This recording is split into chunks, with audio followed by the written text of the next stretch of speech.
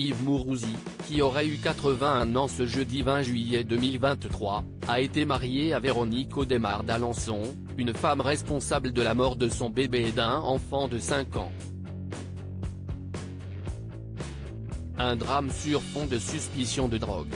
Yves Mourousi, connu pour avoir été le présentateur des journaux d'information télévisés IT1 13h, TF1 Actualité 13h, puis du JT de 13h de TF1 avant Jean-Pierre Pernaut, aurait eu 81 ans ce jeudi 20 juillet 2023. Mais il est décédé le 7 avril 1998 des suites d'un malaise cardiaque. Il est aujourd'hui enterré au cimetière du Montparnasse auprès de son épouse, la journaliste Véronique Audemars d'Alençon.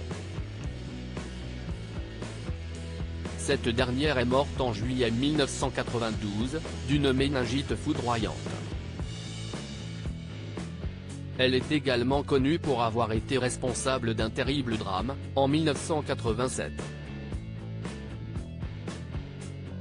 En ce jour maudit, un petit garçon de 5 ans et sa maman s'étaient engagés sur un passage clouté, avant que le véhicule de Véronique ne vienne percuter de plein fouet l'enfant, lui arrachant la vie sur le coup. Le choc psychique avait été si violent pour la conductrice qu'elle avait perdu le bébé qu'elle-même attendait, racontait France Dimanche en mars dernier. À noter qu'elle était à ce moment-là déjà mère avec le journaliste d'une fille prénommée Sophie, née le 20 juillet 1986 et aujourd'hui comédienne metteur en scène. Un drame sur fond de suspicion de drogue, expliquent nos confrères. À l'époque, des rumeurs faisaient état d'une possible dépendance à la cocaïne, à l'instar de son mari.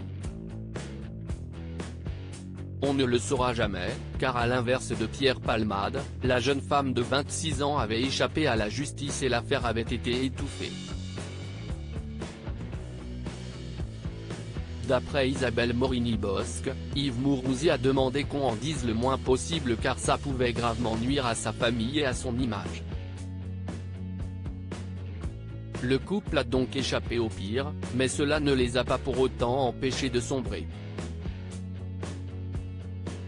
À en croire le magazine, CIST, ce double drame qui aurait en partie provoqué la disparition de la journaliste, rongée par la culpabilité et contrainte à noyer son désespoir dans les médicaments et l'alcool, puis celle d'Yves Mourousi, sans doute dévastée par le chagrin de ne pas avoir su protéger la femme de sa vie de ses propres démons.